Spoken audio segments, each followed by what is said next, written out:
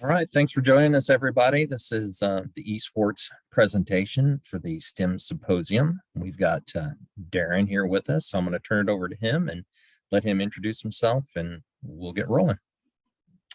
Hello, my name is Darren Cordray, and I am the esports coach for the West St. Francis County School District in Southeast Missouri.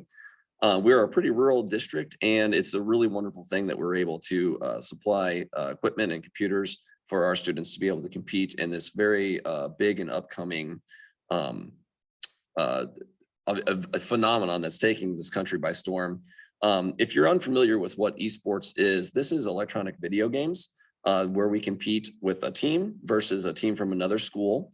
And the students are able to play games that they already love and they're playing already, but actually do that in a very controlled and structured format and actually work their way up and into beyond just playing regular games, working through a season and getting into regionals and finals and all sorts of stuff like that. I'm going to give you guys a good overview of what esports is today. We're going to talk about a little bit about the history of esports, what an esports competition or game looks like, who is competing both in Missouri, in the United States, and the world, and what that looks like and sounds like for different groups of people. We're going to talk about what games are being played in Missouri, which I'm the most familiar with, and then a little bit into what is being played in college. And finally, we're going to talk about what skills are honed through esports today.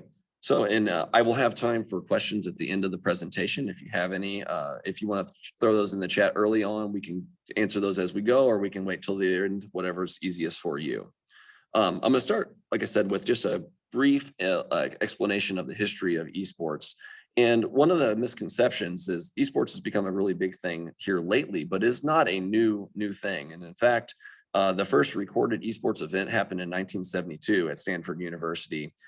There was a game that came out in the 60s called Space War, and I'm not familiar with this game at all, but I found that this was the very first esports event that happened way back in 1972, and it was hosted at a college, and the group of people got together to play the game, and the grand prize was a magazine subscription. So esports has come a long way since then, and the prizes have gotten much better, and I'm going to talk a little bit more about that as we go through here. So that was the very first thing. In the 80s, arcade games became a really big thing to do. There was actually arcade places where you could go and play against other people, but oftentimes bowling alleys and skating rinks would have certain arcade games. And if you played the game, you would go through, and if you got a high score, you were able to record your name. So instead of going head to head against another person, you just competed for the high score in video games. And there was occasional tournaments that happened throughout the 80s with this, where people could go and try to get the high score on Space Invaders or maybe Donkey Kong, and they might win a little bit of money based on what organization or business was trying to bring people in to play those games.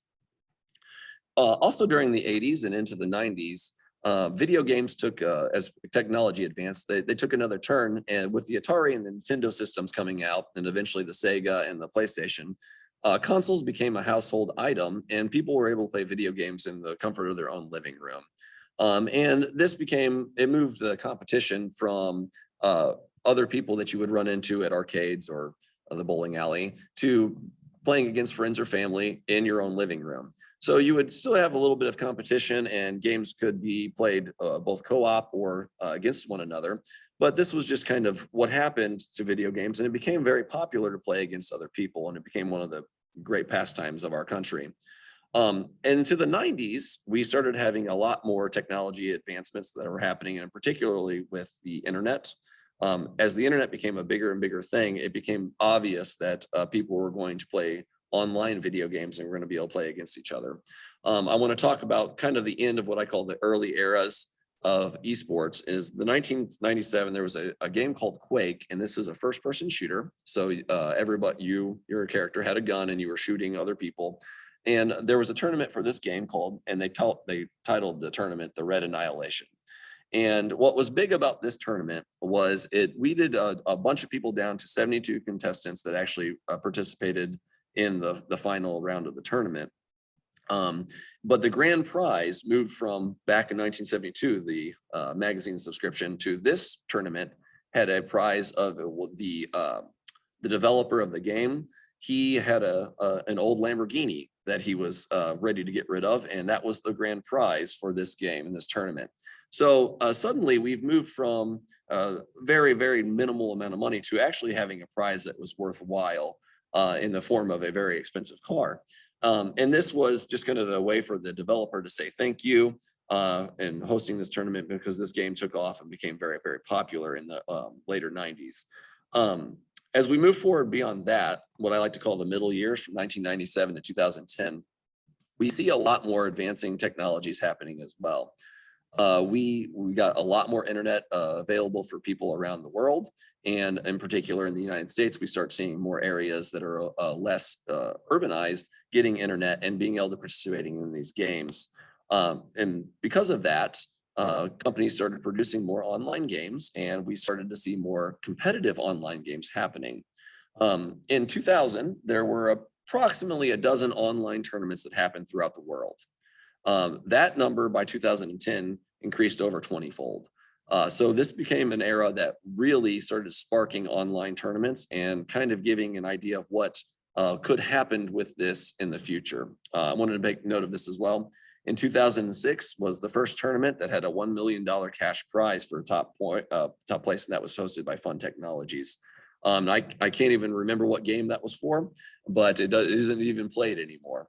But the idea of that you can make money and you could win prizes by playing these games and having fun became a really big deal. And people started realizing that this was just as entertaining and could be just as fun as traditional sports like baseball or basketball.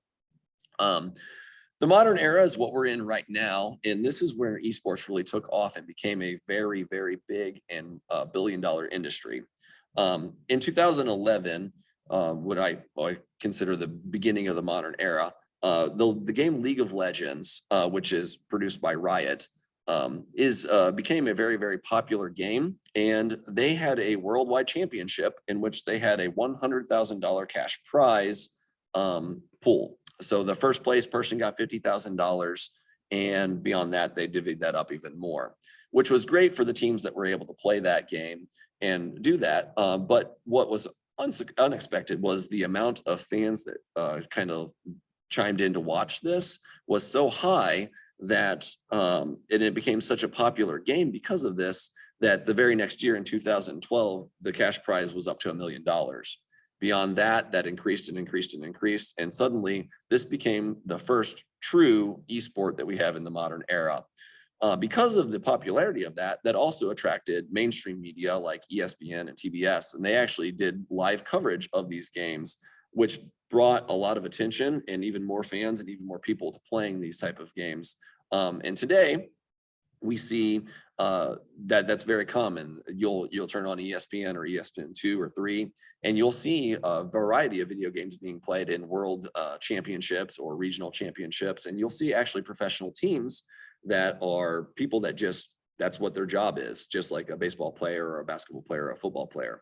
They'll get sponsorships and they'll work together, and they can even they'll have their own like dormitory areas where they meet up and play and work and eat and everything. So that's kind of what has happened, and that's kind of transitioned our idea of what esports could be from way back in the 70s to modern day. And this is really going to just keep getting bigger and bigger as we progress through time, and more people get interested in this, especially with the amount of time that we end up spending on computers today. This is going to be something that people are going to do, and it's just going to get more and more exciting as we go. So what does an esports game or match look like? And this is a question I get asked a lot by people that are unsure what this really is all about, because we don't meet in an arena very often or a gymnasium where people can watch. Well, we can, but we don't often do that. Most of the time in our regular season matches, this is just us meeting in our esports room, and our students will log on to the game, and they'll log on to their voice communication software, which we use Discord. And then they will launch the game, set up an arena. We'll get it together with another team, or they'll play just random people on the internet to practice, and they'll play. So that doesn't look really exciting, but when we get to a regional or end of the season tournaments or even state tournaments, which we have now, which is really exciting, we have those are going to be in person. And this past fall, and I'll get to show you a couple pictures in a minute, we were able to go down to Southeast Missouri State University, and they hosted a regional tournament for our region of Missouri. And they had a bunch of college students that were able to help and assist. And we sat down at computers right across the table from our opponents and played right there live. And it was great. We actually had 3 teams that were represented down there this fall, and that was just a lot of fun. So again, if you look at the picture on the left, that's our esports room. And we're really blessed here at West County to have the facilities that we do. This was an old computer lab that was not being used anymore since we went to 1-to-1. And I asked if we could inherit that, and the school district said yes, of course. And we were able to move all of our equipment into this room. The students actually helped me paint everything black and set up our LED lights behind, black out the window. So this is really transformed into our space. We have our 14 gaming PCs. We have 3 40-inch TVs and a Nintendo Switch. And then the big TV on the wall is actually a part of our streaming PC device, so that we can, the other students that if they're watching a match can watch from that angle and see what's going on as well. On the right, that's my group of students, and that was down at Southeast this past fall. That was the amount of kids I was able to take down there. Not everybody that came with us was a part of our teams. A lot of them were just our club members as well. We do have jerseys, as you'll see several of the kids wearing for their jerseys for that event. But that was a really cool event. We were able to meet a bunch of other students that were just like my kids. My kids got to, they had a great time meeting college students that are doing this, seeing what a day in the life of a college student that plays esports or gets scholarships for esports can do, and then also competing against their peers. So that was a really awesome event as well. So a little bit more of what that looks like. I have a couple of videos for you to watch just a little bit of. The first one is the game Super Smash Brothers, and I'm going to talk more about this in just a little bit later, but I'm going to show you, this is actually a match that we did last Tuesday on, 2/22/22, lots of twos on Tuesday. And this was all we recorded it as we did. We don't have an announcer on this particular video. And I'm going to show you the difference between when we have an announcer and when we don't with the next video as well.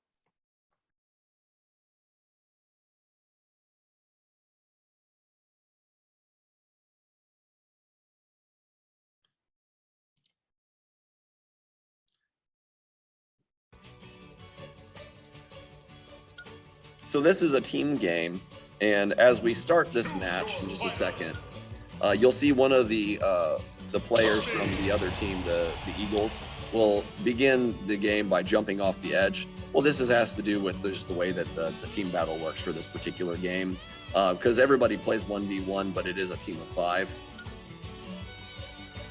And they'll get to that in just a second. Selecting the correct arena. Students are able to kind of pick and counter pick arenas and what characters they're using throughout this as well. So this is Super Smash Brothers, and it's a fighting game that uses Nintendo characters. It's very cartoony in graphics, and but it does take a lot of skill to become very good at this game. So like I said, you'll see him jump off. That's just to reset his stocks from the prior match when he was facing another student. 2, 1, go!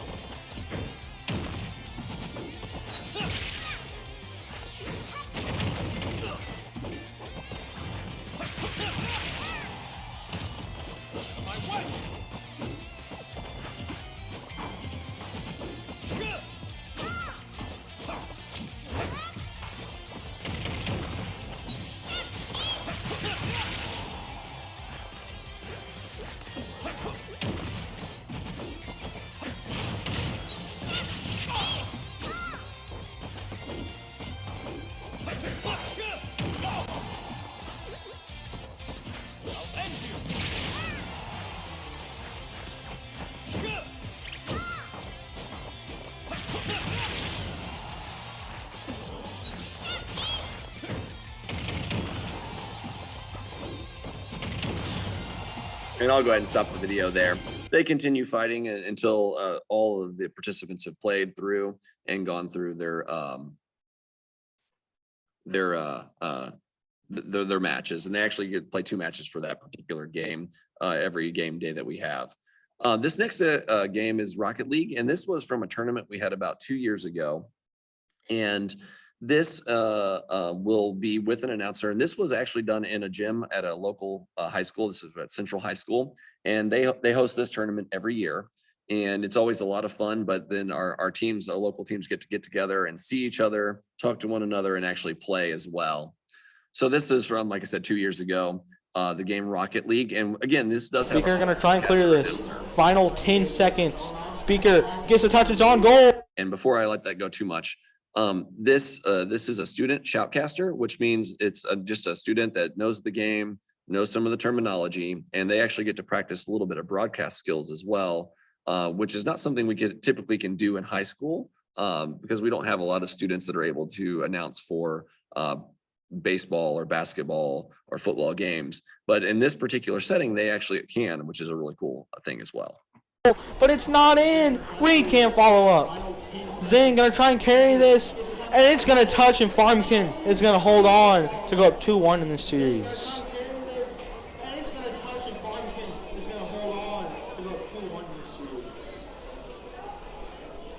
So that was the end of one round. Shot by Beaker played a set of 5 just to the left of the goal. Such a good opportunity. When they played this game. Just couldn't quite finish it off. Farmington now 1 game away from moving on to face North County in the next round. Neutral face-off, rolling towards the Farmington side. Rogers is there for the follow-up. He can't get the touch. Zinn tries to beat Beaker in the midfield, but he can't get it. Zinn going to clear this into the West County corner. Beaker beats 2. Reed is there to push it even further. Telenom's there to intercept. It's back into the West County corner. Farmington looking to get a goal here. It's bouncing in front, but Beaker's there for the clear. Beaker beats 2. He's got 1 more to beat. Flicks it over 1, and Beaker is going to give his team the lead early here in game number 4. Gets that last second cut, passes in, and it was just enough.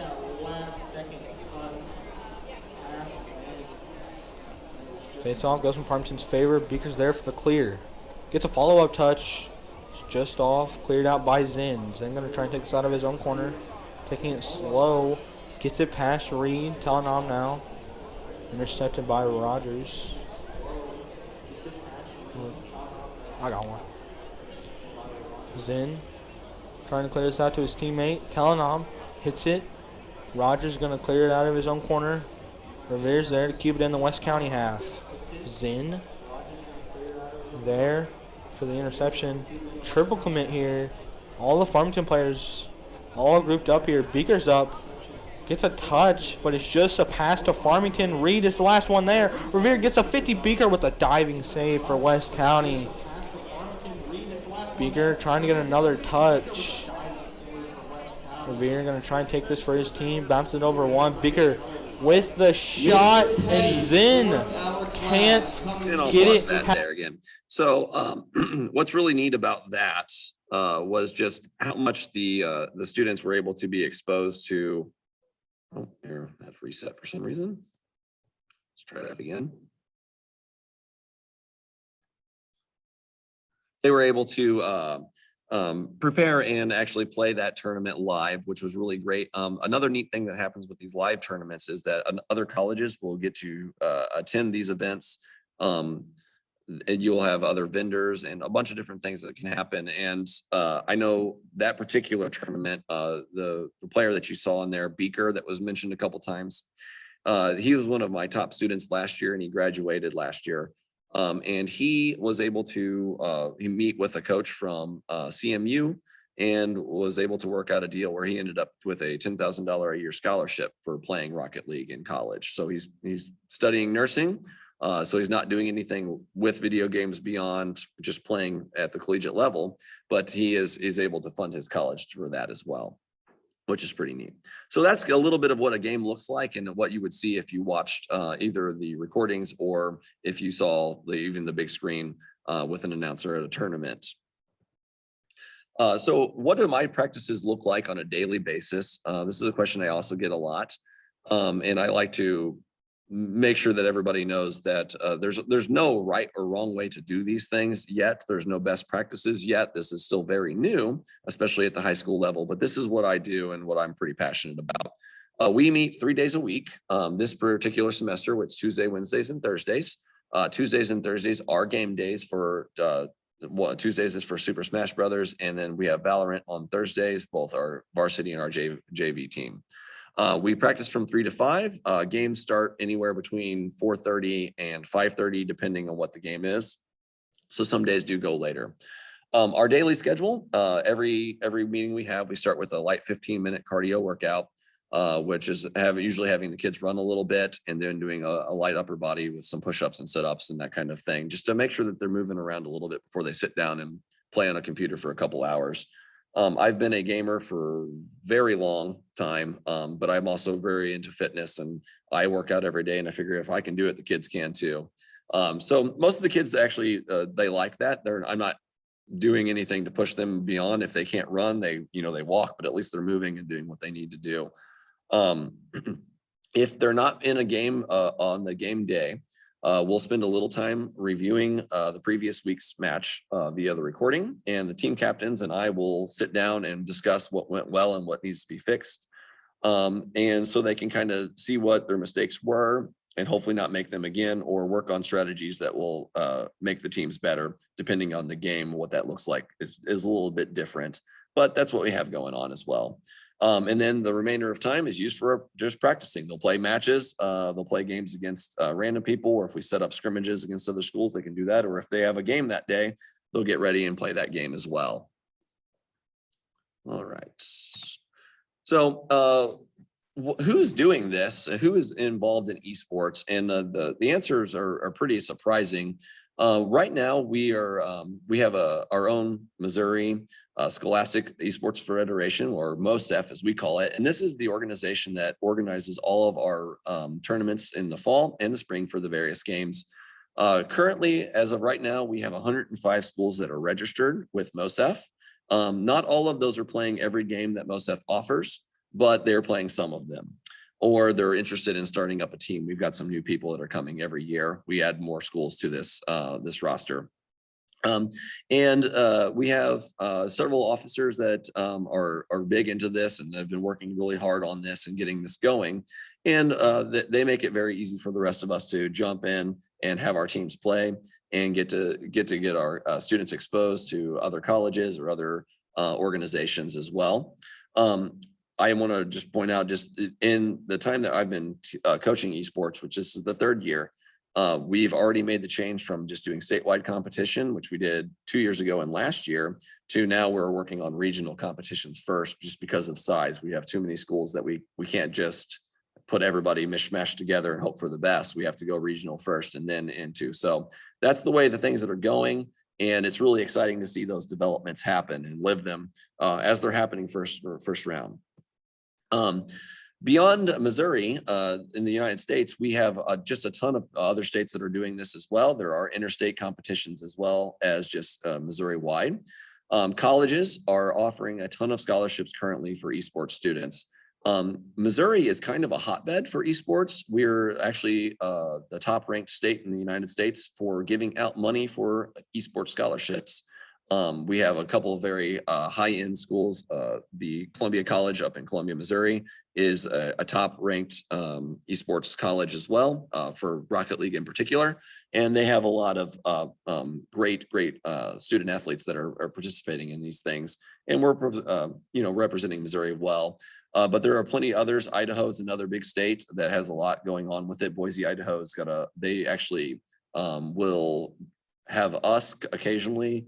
They will shoutcast and host our games for our Missouri MOSEF, or Missouri Esports Federation games. So they will actually get to see these students perform and could potentially recruit them as well, which is really exciting.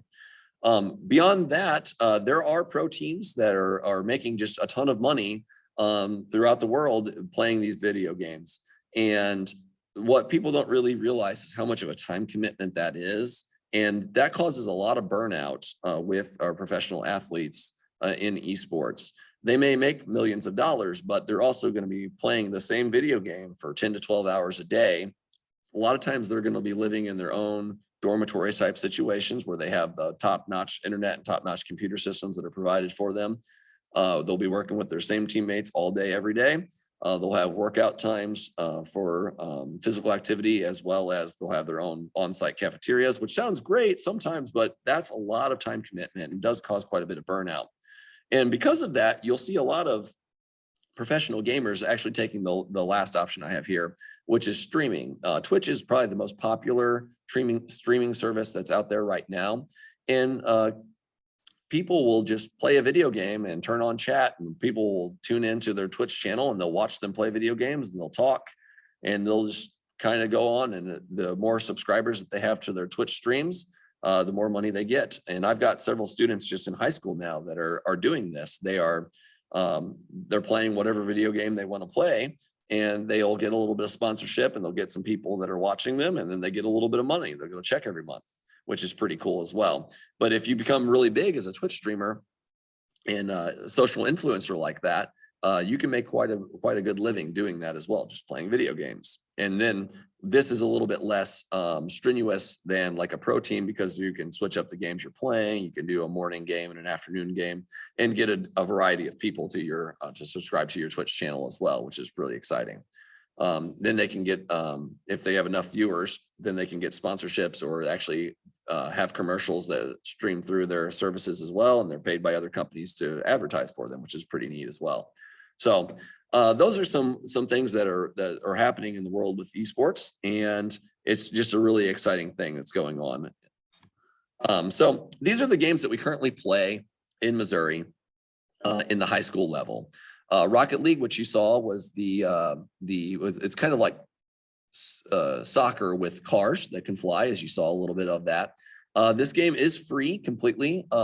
It's for computer, Xbox, PlayStation, or Nintendo Switch, but for competition reasons, we typically play on computers, which is what we have at our esports room. Super Smash Bros. Ultimate is the fighting game that you saw, and that is only available for Nintendo Switch, and it is not free. We are able to provide that for our students, but most of the ones that are going to be excelling at that game have their own at home as well, and they can practice as well there. Overwatch is a game that we play in the fall. This is a 6-person versus another 6-person team shooter game with varying objectives. It's also available on computer, Xbox, or PlayStation, but again, we're going to compete on the computer. There are roles in this game. There are tank roles, support roles, and DPS roles. And depending on what character you play, kind of depends on what you're doing, and helps. There's a bunch of different characters you can pick from, and forming the correct team is a part of the strategy that goes into this game, and making sure that you have a good team composition for whatever particular map or objectives that you're trying for. In this particular game, you might be escorting a convoy and stopping the other team's trying to stop you, or you might be trying to stop the convoy, vice versa, or you might be trying to capture an objective point, like capture the flag. It just kind of depends on what the map is and what the objective is for that game. Valorant is the newest game we've added. This is a computer-only game, and it is completely free. It's a shooting game as well, and this is a 5 versus 5. Again, you're going to have a bunch of different options for characters or agents that you can play, and they'll have just a ton of different abilities that they can use, and making sure that you have good synergy between your team is important as part of the strategy. Understanding how to equip your characters is another very important thing that happens in this game as you progress through the matches. And then the objective is always the same in this game, but it's you play on different maps. And the objective is one team is trying to plant the spike, which is kind of like a bomb, and the other team is trying to disarm it. And then after so many matches or rounds, you'll switch and you'll do the same thing, just the opposite side. League of Legends is still played, and we do have some League of Legends tournaments that are happening still. This is another free game, and it's only available on computer. Both Valorant and League of Legends are produced by Riot, which is, again, one of the biggest companies in professional esports. But League of Legends is what we call a MOBA, and it's a little bit slower paced game. But the strategy for our teams in this is to make sure that you have a good character composition and making sure that you know how to counter your opposing team and how to build your character and equip your character throughout the match effectively. We do some special event games with MOSEF as well, and these are typically done on the weekends, and students are allowed to sign up themselves for that and register themselves for that because it's not an official match, but it's just kind of for fun. Minecraft, which is probably the most popular video game in the world, we do some special events for, and that might just be designing the best castle or designing a certain thing inside of the game, because Minecraft, you're building a lot of things, or it might be the first to fulfill an objective, like kill a certain boss, and it's a timed event. So it just kind of depends with Minecraft what's going on and what the particular goals are for that event. And then going way back to an old timey game, here we have chess as well, and that's still played. And we have tournaments that happen on the weekends with that as well. Let's see, finally, what skills are honed through esports? And this is where I think that a lot of people don't really fully appreciate what they're actually doing when students are playing video games. These are a list of skills that I think that are really, really important for just people to have in general, and that can be taught through esports. Hand-eye coordination is vital to be successful at video games, but it's also vital in other professions. And one that comes to mind pretty readily is a surgeon. Having good hand-eye coordination and understanding what you're going to do and how to do that and being very precise is an important skill for a lot of other professions as well. And this is one way that students can develop those skills. Communication is a vital part of being successful as an esports team. Being able to share clear and concise ideas with your teammates so that you understand exactly what's going on in a certain situation very quickly can mean the difference between life and death, between scoring a point or not. And we work on this quite a bit and how to make sure that we're doing clear communications. Everybody understands the terms that we're using in the game and just how that works in general. Of course, this is a team-based activity, so teamwork is very important. And it's one thing. I'll use the example of my top student that just got the big scholarship last year. He was by far the best player on my team, but he had to have teammates that would work with him because he couldn't carry it by himself.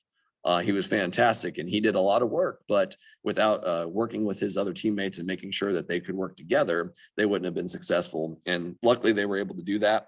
And even last year, we were able to make the top 16 in the state for Rocket League, which is really exciting, especially for our little small 3A school, barely 3A school. So that was pretty cool.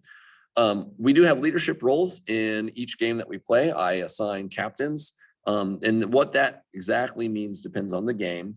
In Overwatch and Valorant, our team captains are going to be making calls about the strategy that we're doing, who we should be taking down quickly, and how we should prepare and deploy in various maps.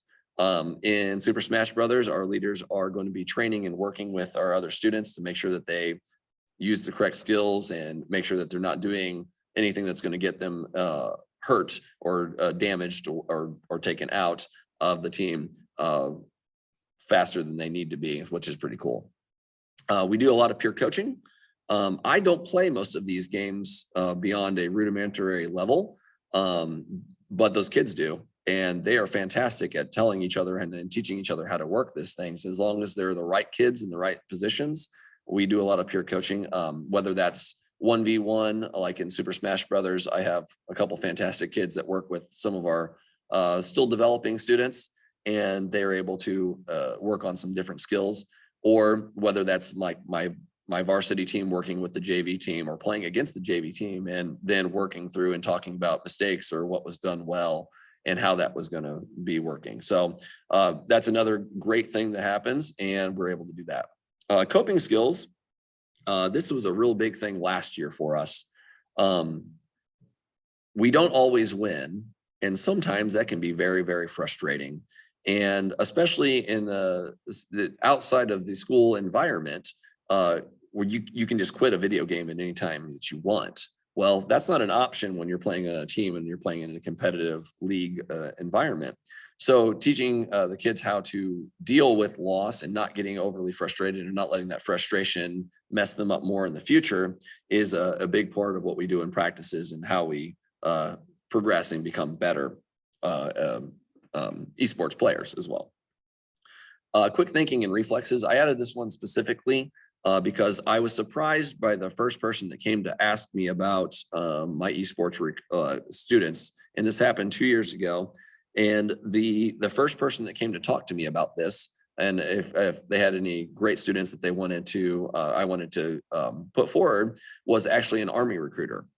And our military wants kids that play video games. They want kids that have this quick reaction speed and they're able to make quick judgment calls and then react immediately and hopefully in the correct way. Because today's world, we're not fighting wars in trenches with rifles. We're doing that with drones and with technology. And our military wants these people so they can stay on the cutting edge as well. All of our military branches have professional esports teams as well, just like they have bands or they have football teams.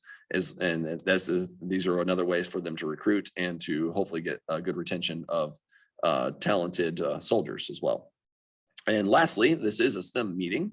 So I'd like to just tout the ability that doing this on a daily basis makes kids very comfortable with technology. They're working on computers or switches or even TV, the streaming technology that we have. They're using all of this more advanced technology that they might not have in their home, but they're getting comfortable with it and they're using it on a daily basis. And they're going to in almost any job that they're going to be doing from here on out.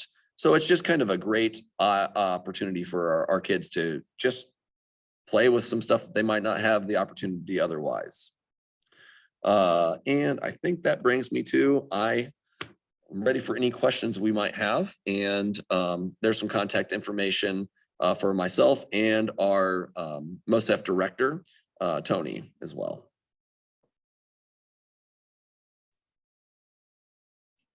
Awesome, Darren. Thank you.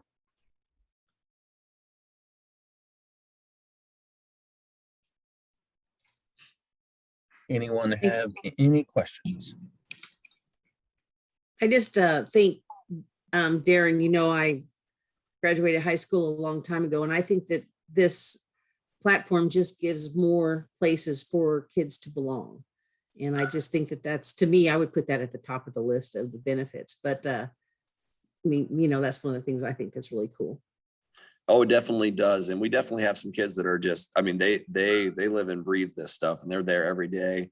I know I had a parent of a young lady that's in my program messaged me just a couple of weeks ago and talked about how much it's brought her daughter out of her shell and brought her into a new level of comfort with some more people and making a lot of friends and being able to play. And that actually, she's ended up being one of my captains this spring semester. So that's great. And she's doing great. Yeah, it was just really cool. When I was there, I got to see it. So I'm glad to hear you guys are doing well in the competition. Darren, I appreciate you sharing this, because I put in the chat box, I don't know if you can see it, that just, I grew up in a time period when we were yelled at because we were on video games too much and they were going to fry our brains and whatever. I could think of things. And I had a conversation with Aaron earlier, my parents didn't allow video games in our house. I had to go to my friend down the road to play Mario Kart. And so, but I appreciate you really sharing the skills that they learn. It helped me look at it differently. And the fact that, the military is looking for this, and you're right, everything's more tech-based now. And so they're looking for a future workforce that has the tech skills. So I just appreciate you helping me look at it from a different perspective. Yeah, indeed. And, one of the things I've heard several people mention before as in prior things that I've talked about with this is the old argument that video games incite violence. And when you look at that and you hear these stories about that, it is completely fabrication. There is no studies, there is no correlation, there is nothing that shows that video games cause anything other than developing of those fine motor skills and those reaction time skills. There is no part that's going to make them, even if we're playing a violent video game, they're not going to become more violent as a human being. I think my announcement's getting ready to go off at the school here. The kids are coming, huh? They're coming. No, this was good, and it's becoming huge. You're hearing about esports everywhere. I know I've been on the few calls and with some people, and they're like, I haven't really heard about this. I'm like, oh, but you will, because it's coming. I mean, even my daughter's school has an esports team here in Columbia. So I really appreciate your time today. Yeah, well, again, I'm glad to be here, and hopefully this will be helpful for anybody that's getting ready to start up one or wants to get this started as well, because it's very, very worthwhile in my opinion, and I think that it's not going away. So the more that we can get involved in it now on the earlier stages, the better for our students overall. Question for you, Darren. Yep. Do you have to be associated with a school in order to get into the competitive portion of this, or could it be an after school, let's say Boys and Girls Club or YMCA or something like that? I'm assuming that you so the Missouri Scholastic Esports Federation, this is going to be through school-based organizations. Now there are other esports organizations that allow clubs and organizations like that after school program to be a part of that, and it does not have to be affiliated with the school. It would still need a coach or a sponsor, and you would have to register the kids, but that is going to typically cost some money to get involved in those. And our seasons for MOSEF, we are currently in a voluntary pay phase, but I make sure that we pay ours just because I know that our officers are working really hard to get these all organized. UGC is a partner, like a partner group that we work with that actually helps us organize our tournaments, but they do tournaments that are based on not only scholastic, but extracurricular stuff as well. So there are opportunities for that out there as well. Awesome. Thank you so much for presenting for us, and thank you to everyone who joined us. I was in the midst of typing and accidentally hit send prematurely, so I'm going to add a few links in there for you. So this first one, unfortunately, our director Terry got sick last night and she wasn't able to join us today, so we have a video from her. I just put that in the chat. If you could please click that and watch a thank you from her. And then we have a session survey link.